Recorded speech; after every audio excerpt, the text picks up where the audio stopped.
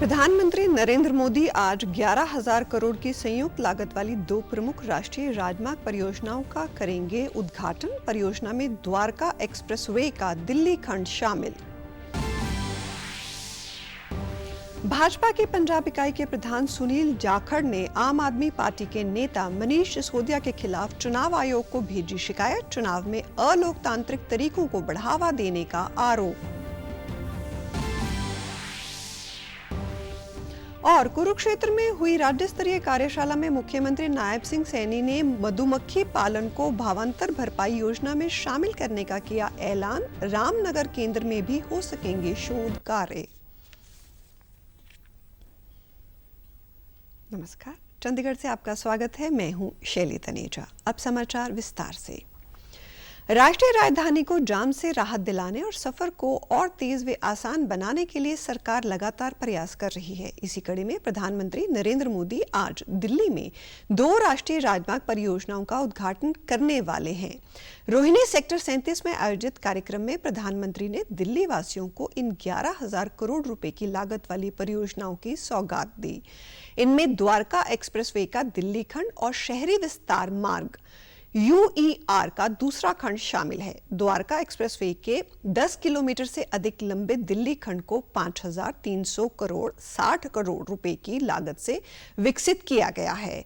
इससे यशोभूमि, दिल्ली मेट्रो की ब्लू और ऑरेंज लाइनों, आगामी बिजवासन रेलवे स्टेशन तथा द्वारका क्लस्टर बस डिपो के बीच आवाजाही सुगम होगी। शहरी विस्तार मार्ग 2 के तहत अलीपुर से ढिंचाऊ कला को बहादुरगढ़ और सोनीपत से जोड़ा गया है।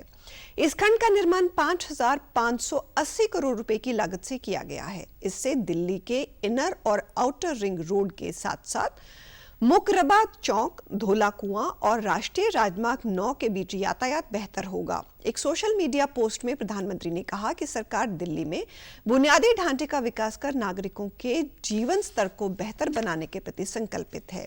ये परियोजनाएं राष्ट्रीय राजधानी में भीड़ कम करने के लिए विकसित की गई हैं। भारतीय जनता पार्टी के पंजाब इकाई के प्रधान सुनील जाखड़ ने आम आदमी पार्टी के नेता मनीष सिसोदिया द्वारा आगामी विधानसभा चुनाव में जीत दर्ज करने के लिए अवैध तरीके अपनाए जाने संबंधी बयान को लेकर चुनाव आयोग को शिकायत दर्ज करवाई है। सोशल मीडिया पर वायरल एक वीडियो में सिसोदिया ने सच झूठ और लड़ाई झगड़े से चुनाव जीतने की बात कही थी। जिस समारोह में सिसोदिया ने यह बयान दिया था, उसमें मुख्यमंत्री भगवंत मान और कैबिनेट मंत्री अमन अरोड़ा सहित कई अन्य नेता भी मौजूद थे। जाखड़ ने चुनाव आयोग से शिकायत की है कि सिसोदिया की ओर से सरेआम चुनाव जीतने के लिए गलत तरीके इस्तेमाल करने की बात कही गई है, जो कि लोक प्रतिनिधित्व कानून 1951 का उल्लंघन है। उन्होंने कहा कि आम आदमी पार्टी की ओर से नागरिकों के मूलभूत अधिकारों की मानहानि की गई है। जाखड़ ने मांग करते हुए लिखा कि सिसोदिया के खिलाफ मामला दर्ज किया जाए और उन पर भविष्य में किसी भी तरह के चुनाव लड़ने पर पाबंदी लगानी चाहिए। शिरोमणि गुरुद्वारा प्रबंधक कमेटी ने भी सिसोदिया के इस बयान की निंदा की है। SGPC के प्रधान एडवोकेट हरजिंदर सिंह धामी ने कहा कि गुरुओं की धरती पंजाब के इतिहास पर विरासत को नुकसान पहुंचाने वाला ये निंदनीय बयान है। भारत का इलेक्ट्रॉनिक्स निर्यात लगातार बढ़ रहा है। वित्त वर्ष 2025-26 की पहली तिमाही में इलेक्ट्रॉनिक्स निर्यात में 47% की वृद्धि दर्ज की गई है। जहां बीते वित्त वर्ष की पहली तिमाही में इलेक्ट्रॉनिक्स निर्यात 8.43 अरब डॉलर रहा, वहीं चालू वित्त वर्ष की पहली तिमाही में यह निर्यात बढ़कर 12.4 अरब डॉलर हो गया है।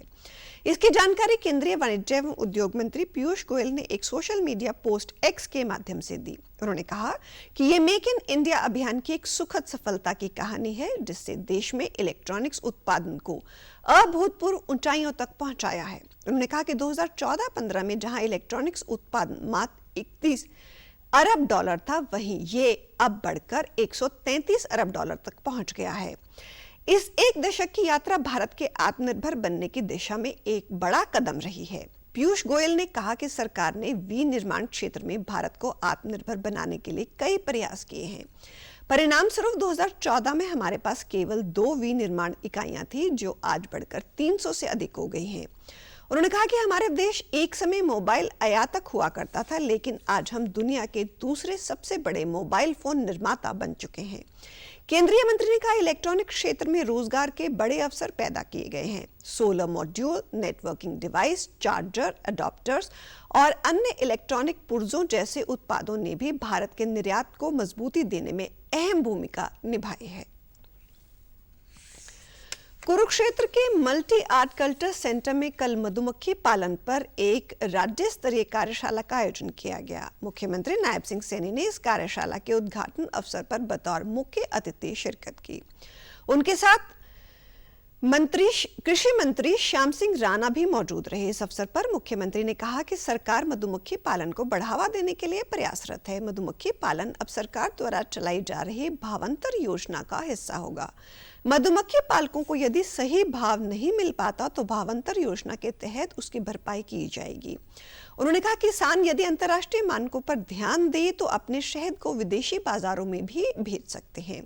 मुख्यमंत्री ने कुरुक्षेत्र के रामनगर में स्थित मधुमक्खी पालन केंद्र को राष्ट्रीय स्तरीय उत्कृष्टता केंद्र बनाने का भी ऐलान किया। उन्होंने कहा कि अब यहाँ केवल मधुमक्खी पालन की जानकारी ही नहीं बल्कि इस पर शोध कार्य भी हो सकेंगे।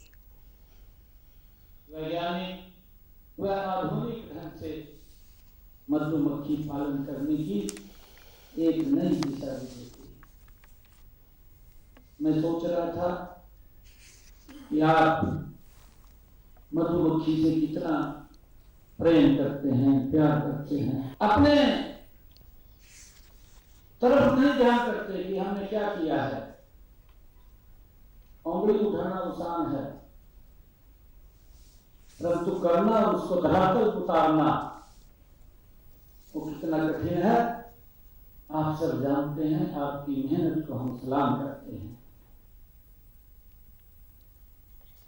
एकीकृत मधुमक्खी पालन विकास केंद्र के प्रभारी डॉक्टर सतेंद्र यादव ने बताया कि इस कार्यशाला में पूरे हरियाणा से मधुमक्खी पालक शामिल हुए हैं। इस कार्यशाला के दौरान मुख्यमंत्री ने मधुमक्खी पालन को भावांतर भरपाई योजना में शामिल किया गया है। कुरुक्षेत्र में स्थापित एकीकृत मधुमक्खी पालन विकास केंद्र को राज्य संस्थान का दर्जा दिया गया है। ये हम सबके लिए बड़े गर्व की बात है। तो भावांतर भरपाई योजना में शामिल किया जाए।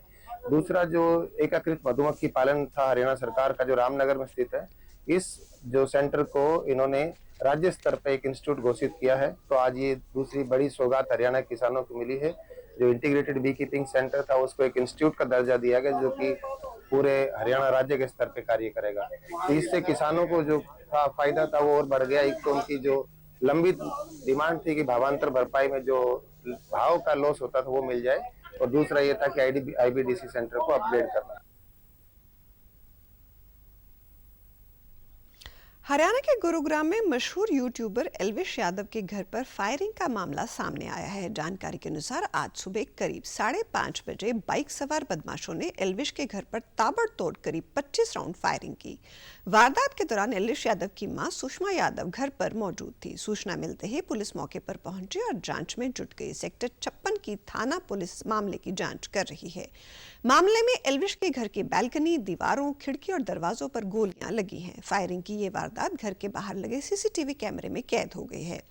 पुलिस ने डीवीआर कब्जे में ले ली है। एल्विश के घर के बाहर पुलिस बल को तैनात कर दिया गया है। इस मामले में एल्विश यादव के पिता राम अवतार यादव का कहना है कि जिस समय फायरिंग हुई थी वो सो रहे थे। उनका कहना है कि उनकी किसी से कोई दुश्मनी नहीं है और ना ही उन्हें वारदात से पहले कोई धमकी आदि मिली।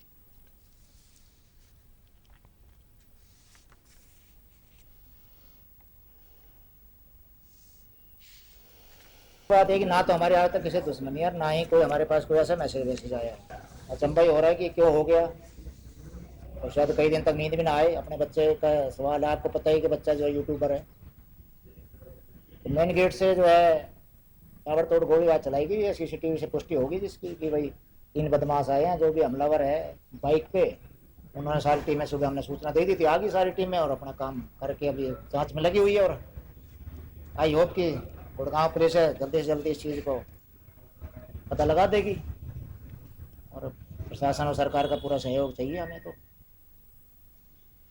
पाकिस्तान के लिए जासूसी के आरोपों में जेल में बंद हरियाणा के हिसार जिले की यूट्यूबर ज्योति मल्होत्रा के खिलाफ एसआईटी ने 2500 पन्नों की रिपोर्ट के साथ चार्जशीट दाखिल की है। इस चार्जशीट में एसआईटी ने ज्योति पर कई गंभीर आरोप लगाए हैं। रिपोर्ट में पाक उच्चायुक्त में तैनात एहसान उर रहीम उर्फ दानिश सहित कई आईएसआई एजेंटों से हुई बातचीत को साक्ष्यों का आधार बनाया गया है।